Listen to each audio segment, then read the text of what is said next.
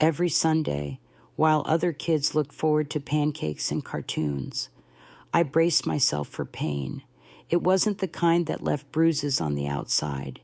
It was the kind that grew like poison inside my chest, knotting my stomach, making it hard to breathe.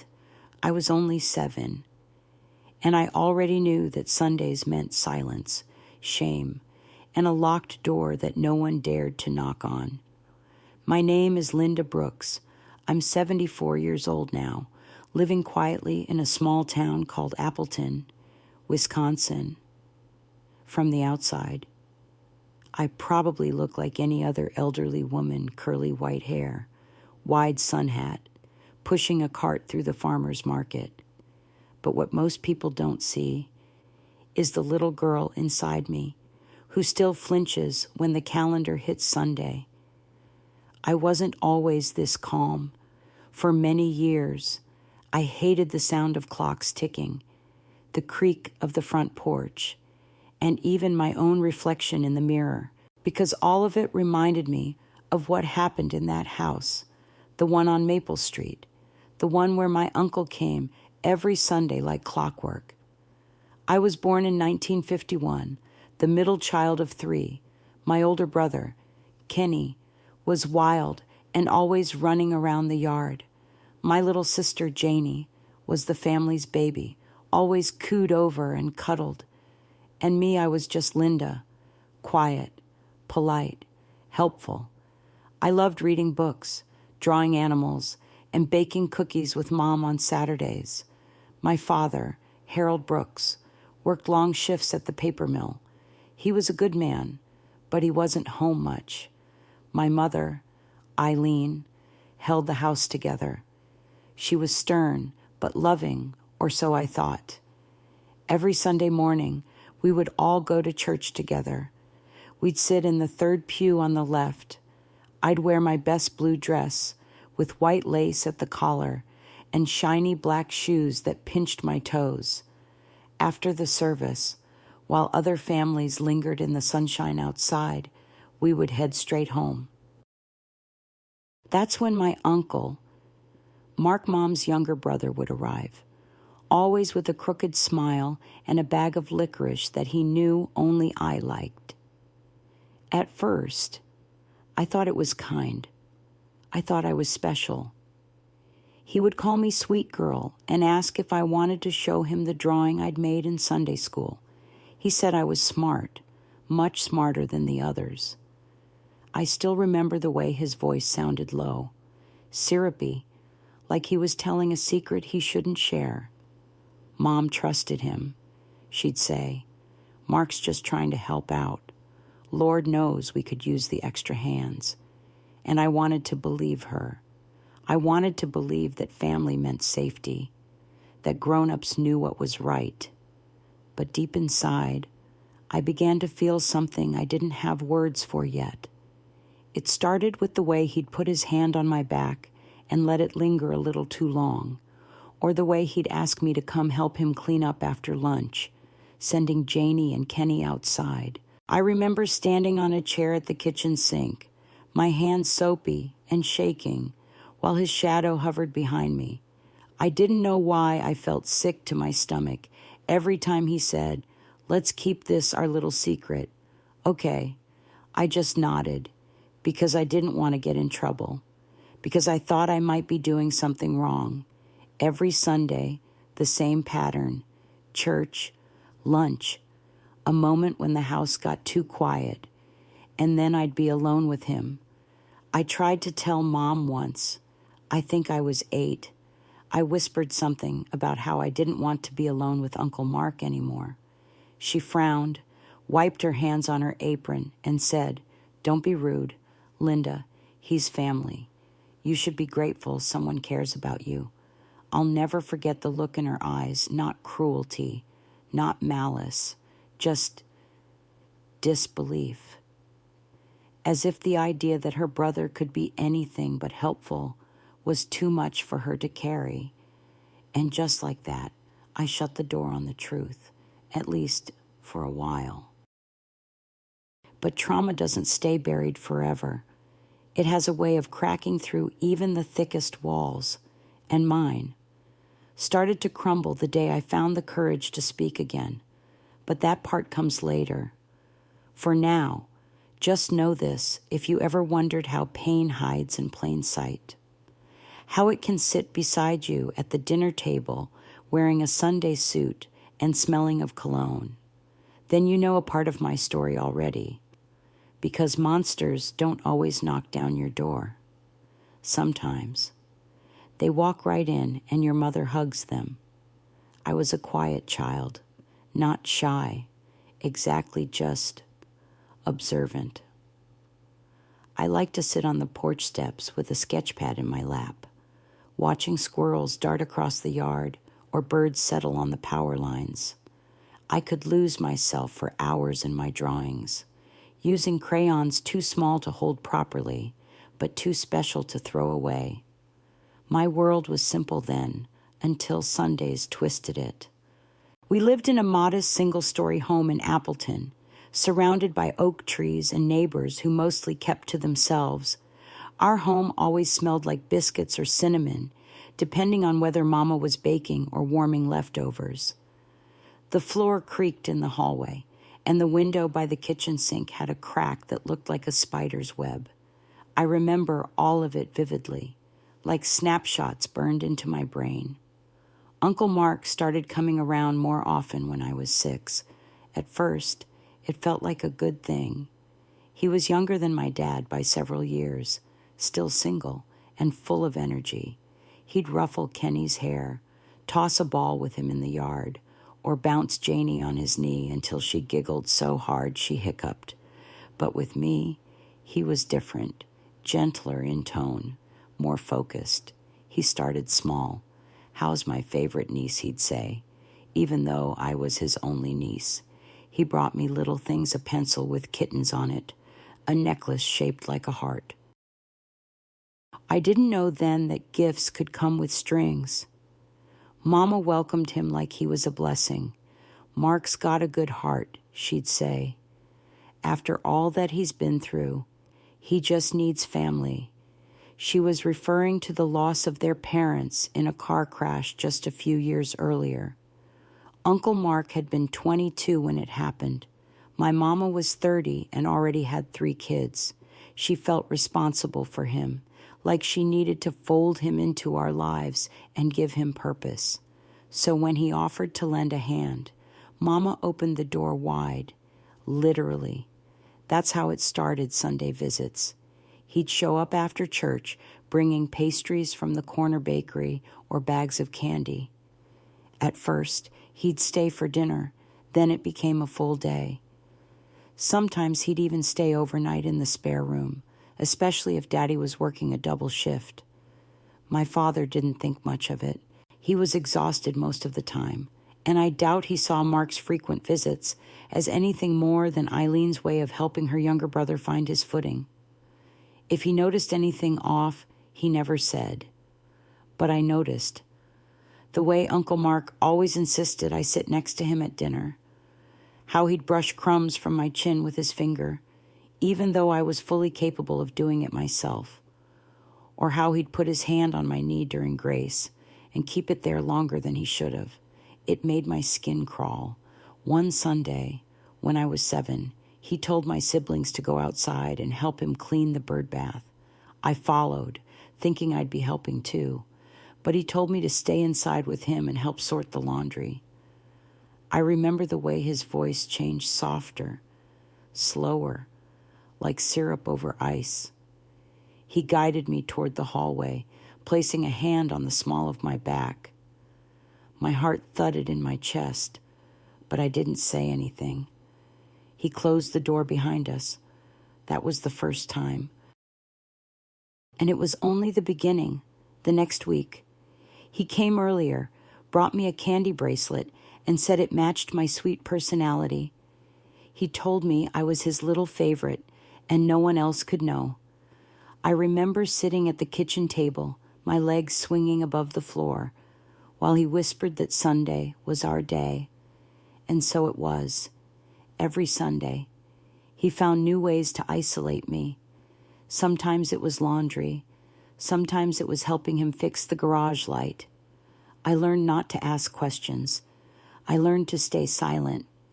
I even learned to smile around others so no one would suspect. But inside, I was unraveling. There's a loneliness that comes when you're too young to name what's happening. A special kind of silence. It wraps around your voice like fog. I wanted to scream. I wanted anyone to notice. But instead, I stayed quiet because that's what good girls did. That's what I'd been taught. I started wetting the bed again. I stopped drawing. My favorite blue dress suddenly felt tight around the collar, like it was choking me. I began faking stomach aches every Sunday morning, hoping to skip church and stay home. Mama thought I was just being difficult. "Linda, you don't get to pick and choose God's days," she'd say sharply, handing me my shoes. I stopped eating as much. I barely slept on Saturday nights. Every time the church bells rang, my hands would tremble. My family chalked it up to nerves or bad dreams. But it wasn't either of those things. It was the anticipation of what came next. No one suspected Uncle Mark. He was charming, helpful, and made sure everyone saw him helping out around the house. To the outside world, he was a model uncle. To me, he was a shadow that never left, even when the sun was out. By the time I turned 8, I began counting Sundays, not in weeks, but in wounds. I had no idea then how long it would take to break the cycle, or that the price of silence would come at such a heavy cost. But I knew one thing for sure: no child should feel dread just because the calendar says Sunday. I don't remember the exact moment when fear became a part of me like a second skin, but I remember the small changes, the way I'd flinch at sudden noises, how my fingers would tremble when tying my shoes for church, or how I'd press my body flat against the wooden pew, praying that anything would stop the day from unfolding like it always did. Mama began noticing changes too, but not in the way I hoped. "You've been acting moody lately, Linda," she scolded one morning as I poked at my eggs. "You used to be such a sunny girl." I wanted to tell her so badly. The words danced at the back of my throat, itching to come out, but they always caught on guilt and fear. What if she didn't believe me? What if she told him? What if she blamed me? One Sunday, I tried a different approach. After church, while Mama was washing dishes and humming a hymn, I stood behind her quietly. "Mom," I asked, barely above a whisper. She turned, drying her hands on a kitchen towel. "Yes, baby, I don't like when Uncle Mark makes me help him alone." My voice cracked. She frowned, not with concern, but with irritation. "Don't be silly. Linda, he's just trying to teach you things. He helps around here more than your own father does. Be grateful." I shrunk back, nodding. My chest tightened. That was the first time I learned that telling the truth could feel worse than keeping it in. So I stopped trying. Instead, I found ways to protect myself in silence. I'd fake cramps. I'd hide behind Kenny, clinging to his sleeve as we came back from church, hoping Uncle Mark wouldn't ask for help with chores that day. Sometimes I'd spill juice on myself, so I'd be sent to my room to change, buying time, just a little time, but it never lasted. He always found a way. Once, I tried locking myself in the bathroom when I heard his car pull into the driveway. I sat on the tile floor, hugging my knees, tears stinging my eyes. Mama knocked on the door 5 minutes later. "Don't be rude," she said firmly. "Come out and greet your uncle properly." I had no choice.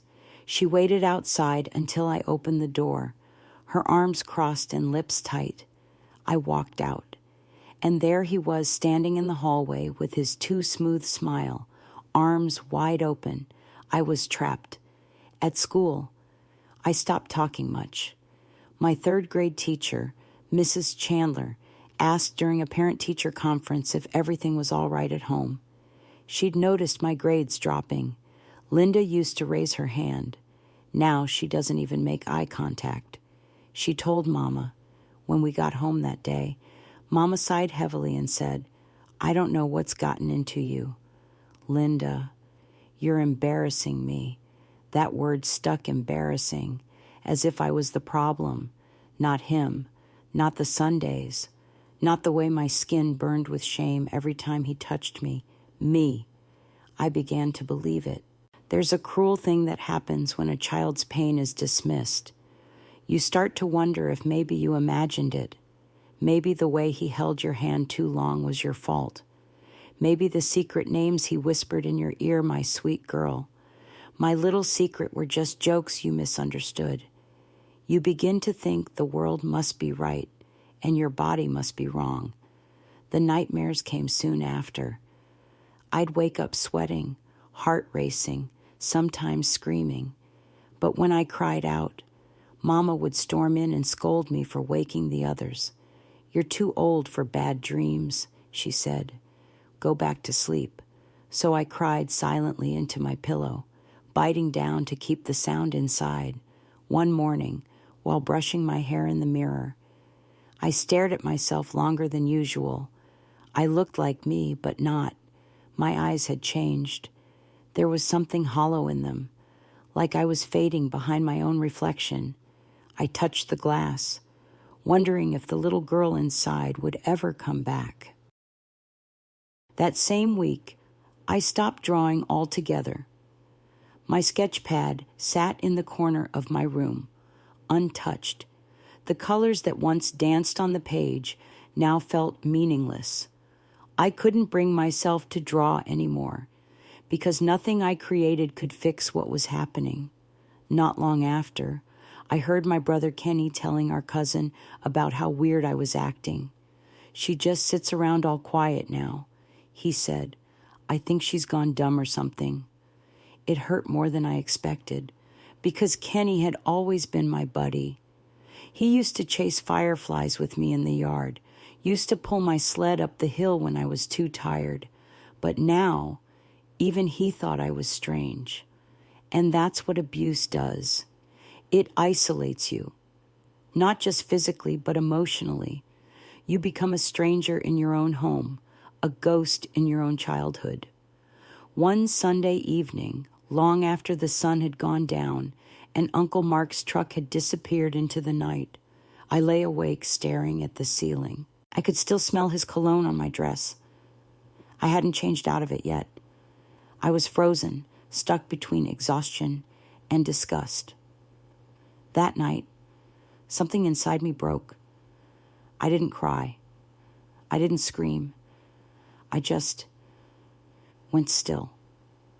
That's when I realized that if no one else was going to protect me, I would have to do it myself. Not right away. Not with fists or fury. I was too small for that.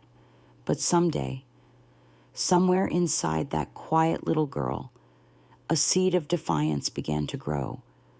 I didn't know how or when, but I knew this: I would find a way to speak, even if it took years, even if my voice shook. And one day, they would have to listen. Sundays became a nightmare. I relived weekly.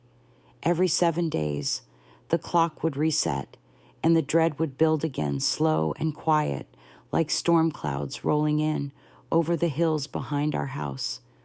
I used to love Sundays when I was little.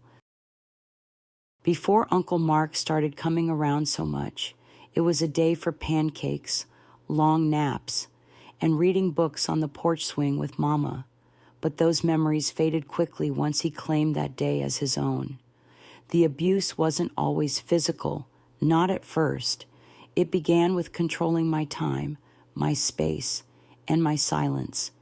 Every Sunday after church, while Mama was busy in the kitchen or hanging laundry, he'd ask me to help him with small tasks.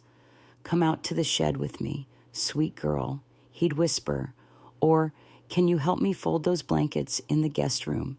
He always made it sound harmless, helpful, and Mama, trusting and blind, never questioned why he never asked Kenny or Janie for the same kind of help. I remember the first time he locked the door behind us. I was 7.5. I had followed him into the guest room to fetch some books for his lesson planning, or so he said.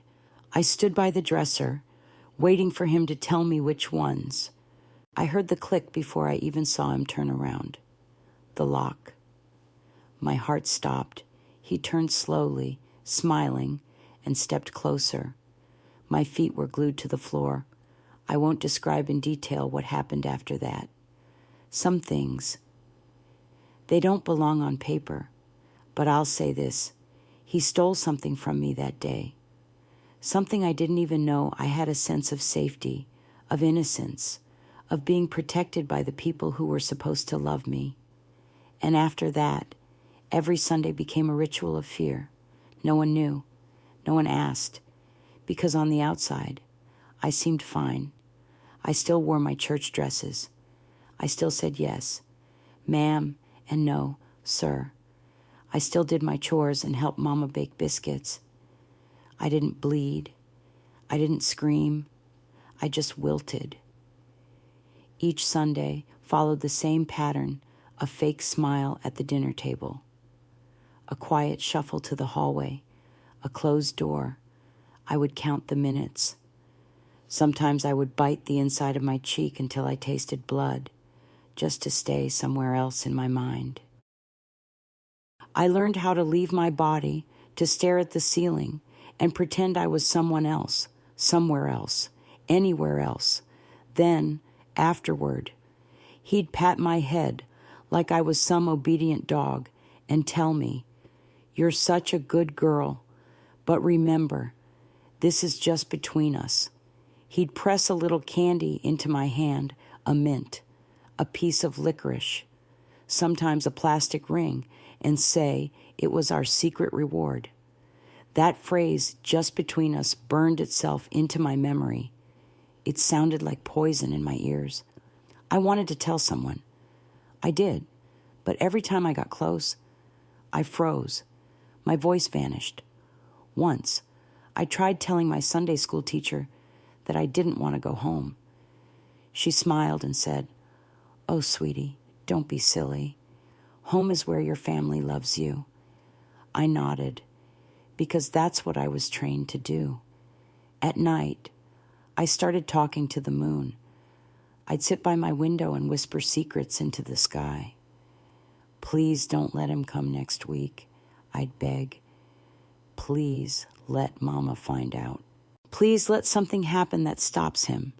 But every week, he came back. Nothing stopped him. Not prayers, not tears, not silence. I began avoiding mirrors. I didn't want to see the girl I was becoming, the girl with hollow eyes and hunched shoulders. My body was growing, and I hated it. I wore oversized sweaters, even in summer. I stopped brushing my hair unless Mama forced me. I couldn't stand the feeling of being looked at, not even by myself. The worst part, I started to believe it was somehow my fault, that I must have done something to make him choose me.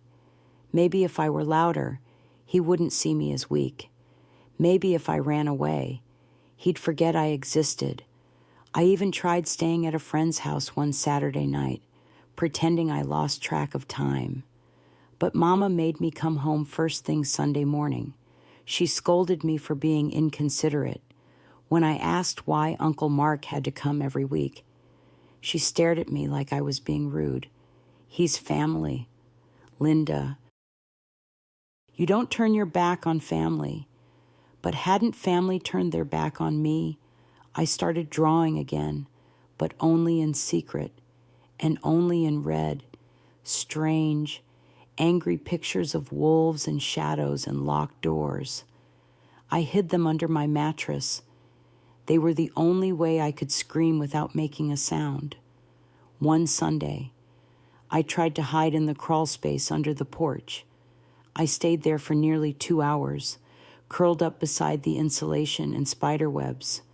My legs went numb. I didn't care. But eventually, Mama found me. She yanked me out by the arm and shouted. What on earth has gotten into you? I couldn't answer. If I had, I would have sobbed. That night, she told Daddy I was acting up. He barely looked at me, just grunted something about hormones and passed the gravy. The following week, Uncle Mark brought a small dollhouse for my special girl, he said, setting it on the table like a prize. It was beautiful hand-carved, with tiny beds and a chimney and even a swing on the side. Mama was thrilled. Isn't he the sweetest? She beamed. I wanted to set it on fire, but I smiled, because that's what survivors do when they're still stuck inside the storm. They smile while drowning. They pretend they're fine, so nobody asks questions, because the truth is too ugly, too complicated, too dangerous to say out loud. I had no allies, no voice, no rescue, only time, and hope that maybe, someday, this would all end. Until then, I counted Sundays in silence. I scratched tiny marks into the baseboard of my bedroom closet, one for each Sunday he came, one for each Sunday I survived. And I promised myself when I'm older, I will not be silent. I was 10 when I made my first real attempt to escape, not just hiding in the crawl space or faking illness, but an actual, desperate run for freedom.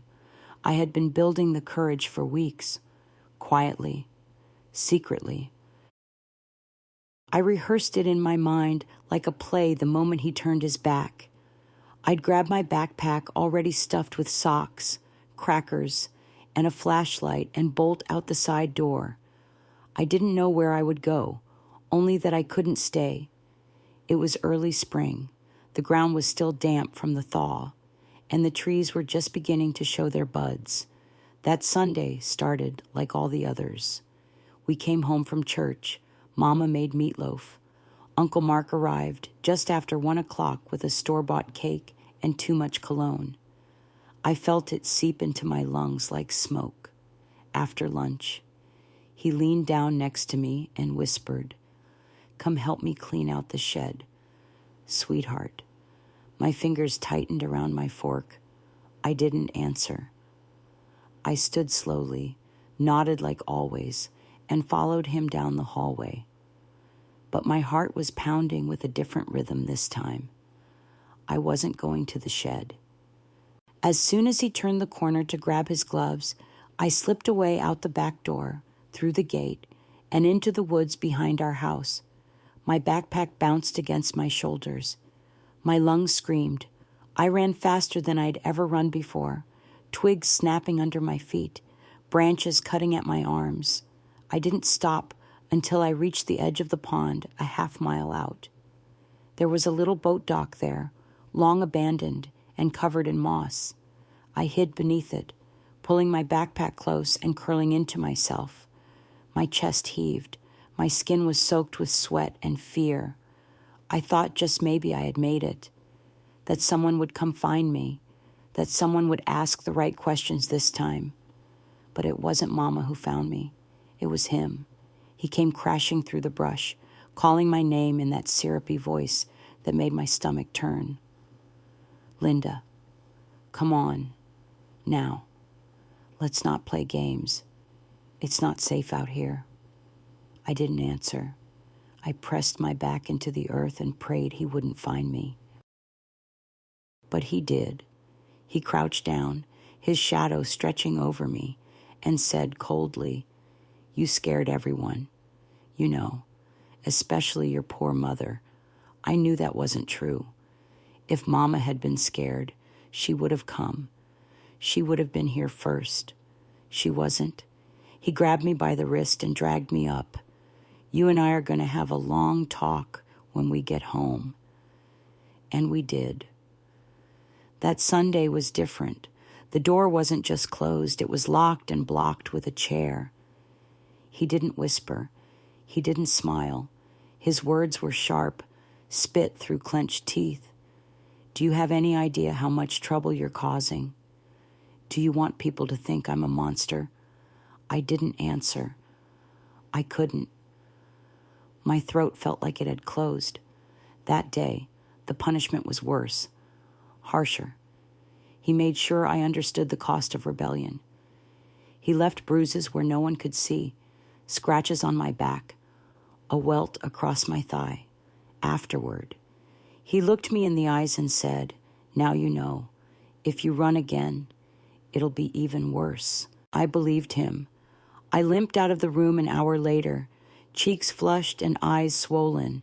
Mama glanced at me but said nothing.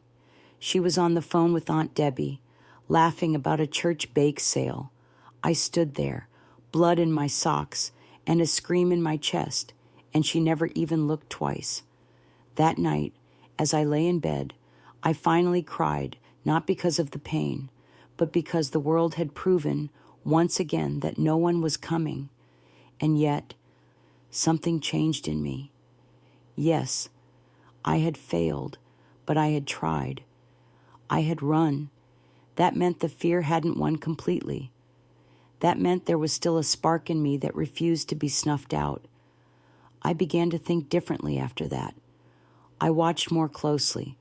I memorized the patterns when Mama left the room, when Mark arrived, where he kept his truck keys. I started to collect information, storing it like ammo. Because now I knew I couldn't escape on instinct. I'd have to plan, and I would. But first, I had to survive.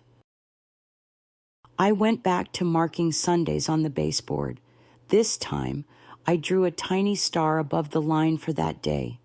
Not because it was good, but because I had fought. And even though I lost, I knew deep down I wouldn't lose forever. Her name was Miss Janice Taylor. She was new in town, a substitute teacher who arrived just after Easter break to cover for Mrs. Chandler, who was out on maternity leave. She wore long skirts, soft cardigans, and always had a scarf tied neatly around her neck. Her voice was calm, her eyes steady. There was something different about her, something that made me feel like she saw things others didn't bother to notice. On her first day, she gave us a journal assignment: write about a place where you feel safe. My pencil hovered above the paper for a long time. Where did I feel safe? Not at home, not at church, not even in my own bed. So I wrote about the little boat dock behind the woods, the place I had run to, the place I had almost tasted freedom. I didn't give details, just described the moss on the wood, the sound of the water lapping against the shore, and how the wind carried secrets away like feathers. When she collected the papers, I watched her closely. Would she notice? Would she ask the next day when she handed back the journals? Mine had a note written at the bottom. That place sounds very special. I hope you know you deserve to feel that peaceful every day. If you ever want to talk. I'm here. Just one sentence, but it cracked something open inside me. No adult had ever said anything like that to me. No one had offered to listen without judgment or rules or assumptions. I didn't run to her that day. I wasn't ready yet. But for the first time, I felt seen. Over the next few weeks, I stayed after class now and then to help her tidy up. She never pressed. She never asked questions I wasn't ready to answer. She just let me sit with her. One afternoon, while we sorted colored pencils, she looked up and said softly, "Linda, you remind me of someone I knew when I was young." She was brave but very quiet, too quiet. I said nothing, but I felt the blood rush to my face. She reached out, gently placing a hand over mine. "You don't have to tell me anything, but if someday you want someone to believe you, I will." Those words echoed in my ears for days. That Sunday, when Uncle Mark arrived, I noticed something new in myself, a small, glowing anger. It didn't make me fearless, but it made me alert.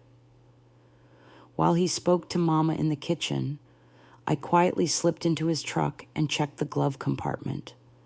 I don't know what I expected to find. Maybe proof, maybe a way to sabotage him. Instead, I found nothing but breath mints and old church bulletins. Still, I felt powerful. I had done something he didn't know about. The next week, I asked Miss Janice if I could stay in during recess to work on my journal. I said. She nodded. I sat at my desk, hands trembling, and wrote my first real confession. Not everything, not the worst of it, but I wrote about the Sundays, the dread, the closed doors. I didn't use names. I didn't even say uncle. I just wrote he. When I handed it to her, I didn't wait for her to read it. I bolted from the room. The next morning, she pulled me aside before class. Her voice was gentler than ever. Linda, thank you for trusting me. I want you to know you are not alone, and you are not to blame. I started to cry right there, in the hallway beside the classroom door. She wrapped her arms around me. I was stiff at first. I wasn't used to being touched in ways that felt safe, but then I melted into her, shaking, gasping, pouring months of terror into her shoulder. She didn't try to fix it. She didn't rush me. She just held me and said, I believe you. That afternoon, she made a phone call to someone outside the school. I don't know who it was, not then. But I remember her saying, yes, I'm certain. The child is terrified. Please come quietly. Everything changed after that, but not immediately. Miss Janice didn't come to school the next Monday.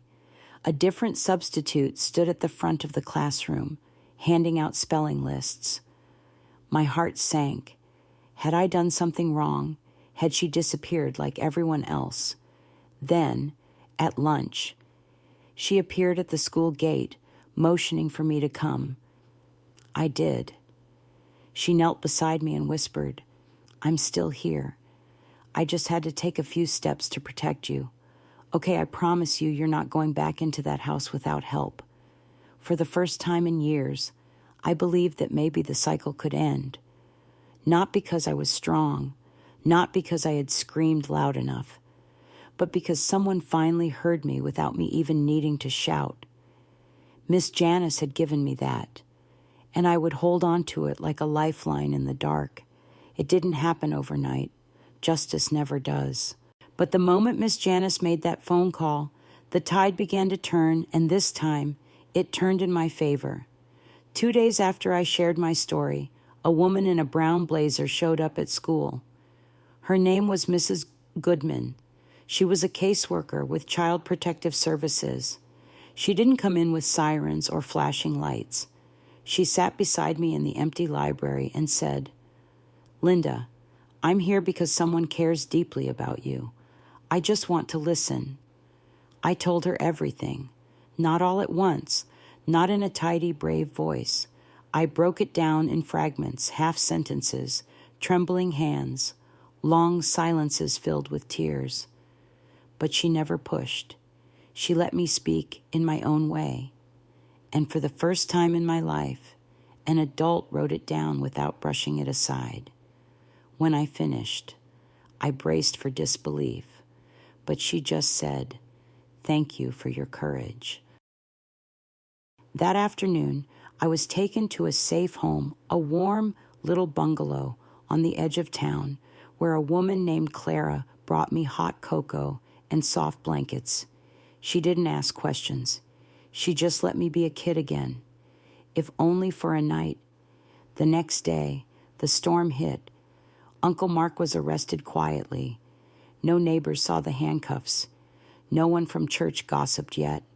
But inside our family, it was like a bomb had gone off. Mama was furious not at him, but at me. I'll never forget her words at the police station. Her eyes burned, and her voice was sharp enough to cut glass. "How dare you lie like this? After everything he's done for us, lie." That word stung worse than anything Uncle Mark ever did. She refused to believe it, refused to come with me, refused to testify. To her, the shame of her little brother being accused of something so vile was worse than the truth of what he did. But the case didn't need her, because my words were enough, my drawings, my injuries documented by nurses, my journal, which Miss Janice had kept safe, each one a thread in a tapestry of horror. Together, they painted a picture no courtroom could ignore. During the trial, I had to sit in a separate room with a camera, so I didn't have to face him, but I could feel his presence like a weight pressing on my chest. Still, I told them what he did, what he said, how many Sundays he took from me. My voice shook, but it didn't break. He was found guilty. 22 years. No parole for at least 12. When the judge read the sentence, I exhaled a breath I didn't know I'd been holding for 4 years. But the revenge didn't end there. Because what they don't tell you is punishing a monster isn't the same as healing from him.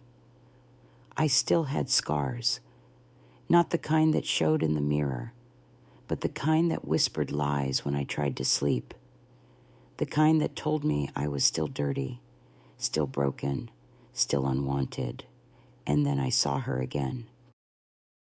Miss Janice came to visit me one Saturday morning at my new foster home. She brought me a sketch pad and a full set of colored pencils. "I figured you might want to start drawing again," she said. I stared at the cover for a long moment. Then I opened it and drew my first picture in nearly 2 years. It wasn't a monster or a locked door.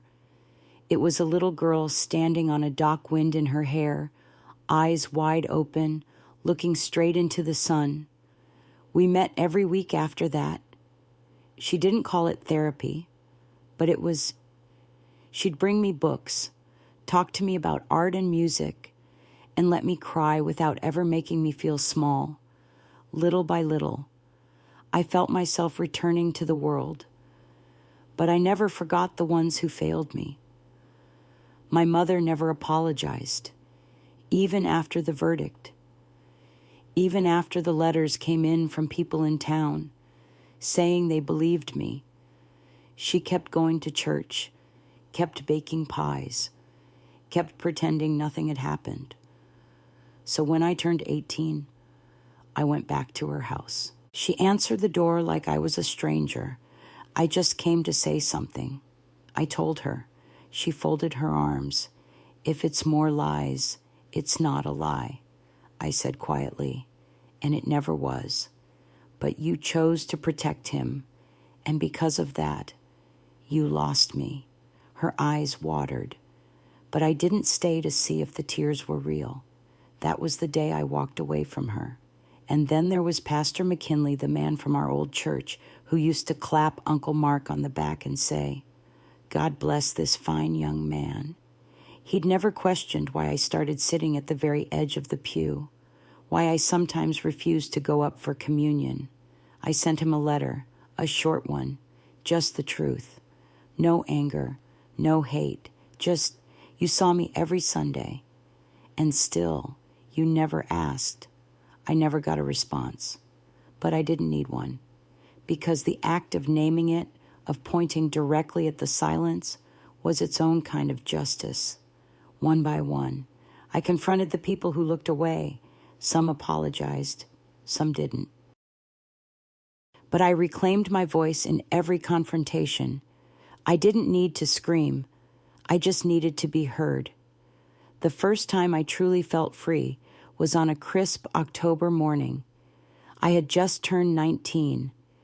The air smelled of fallen leaves and chimney smoke, and for the first time in years, I wasn't waking up to fear.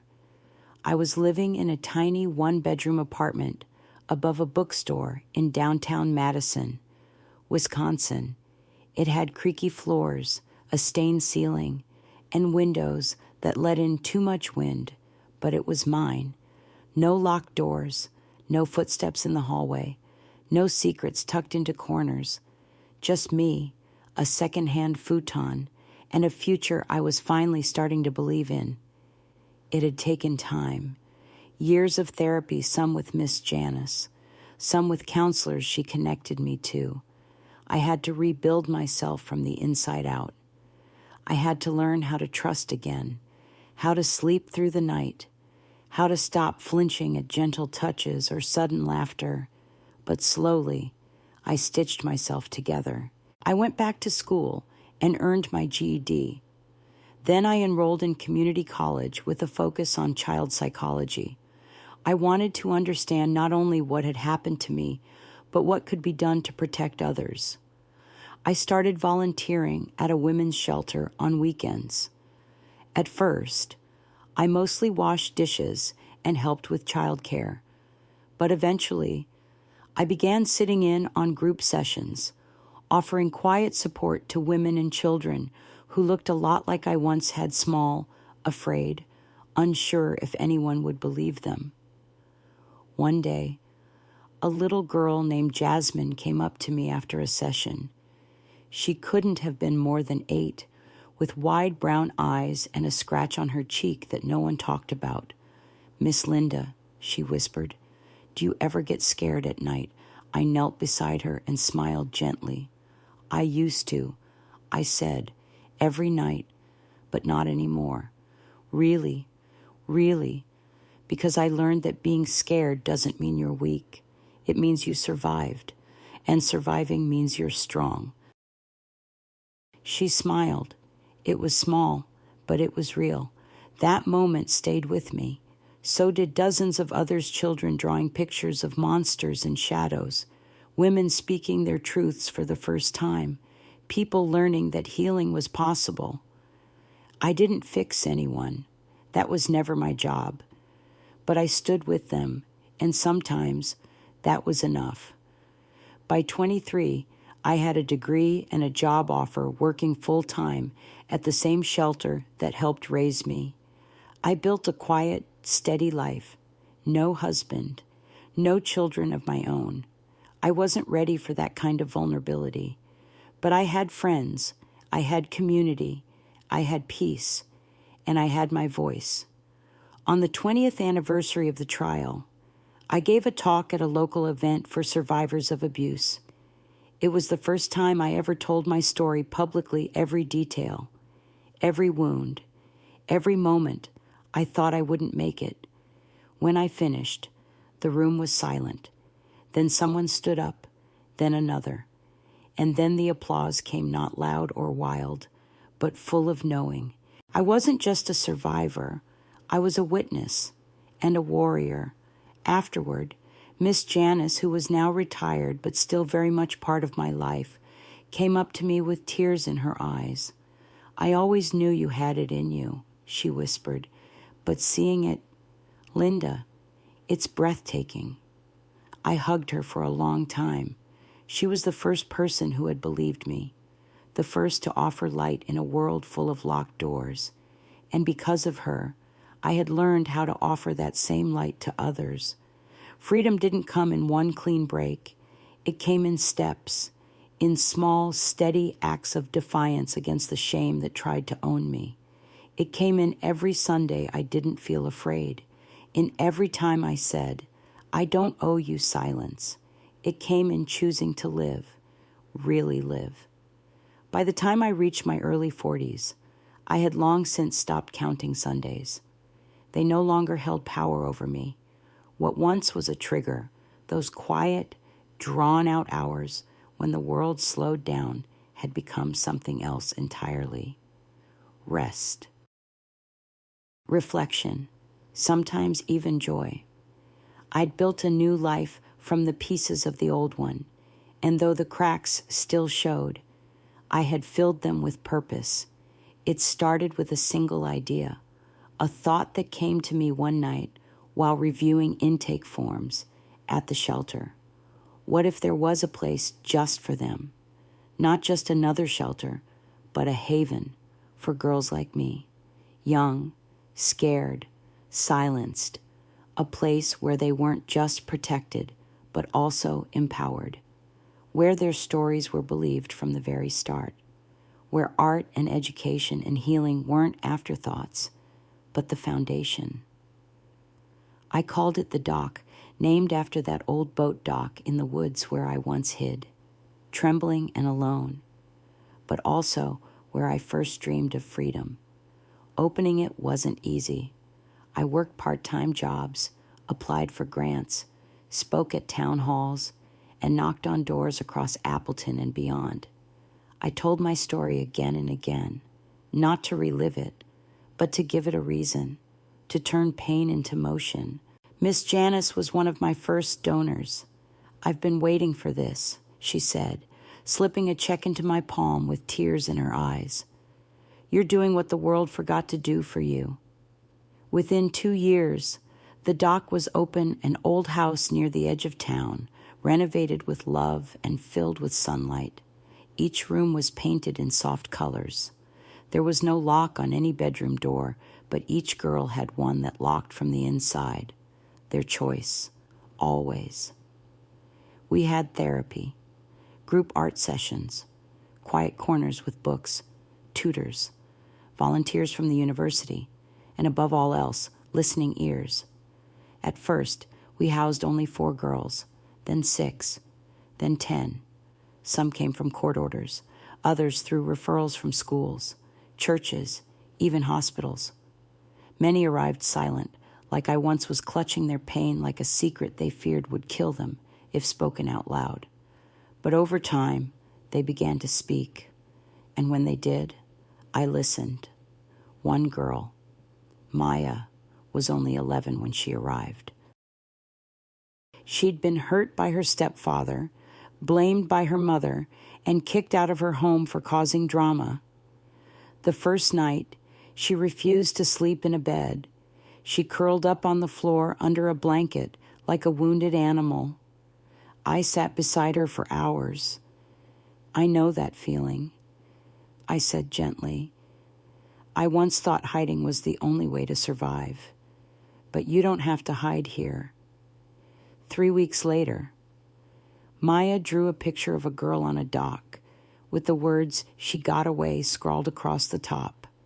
I hung it in my office. Every time I passed it, I remembered this is why I survived. The Dock grew not just in size, but in reputation. We started offering workshops to schools and churches, helping adults learn how to recognize the signs they'd once ignored. I told them about locked doors and forced smiles, about how monsters wear family names, and how silence is the most dangerous tool in an abuser's hands. Not everyone liked hearing it.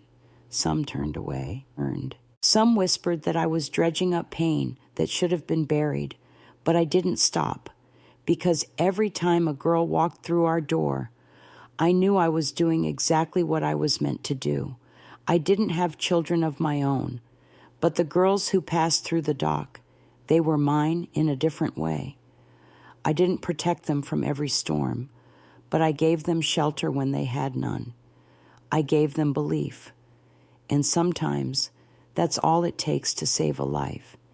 And in saving theirs, I kept saving my own over and over again. I'm 74 years old now. When I walk through the halls of the Dock, I no longer feel haunted. I feel grateful.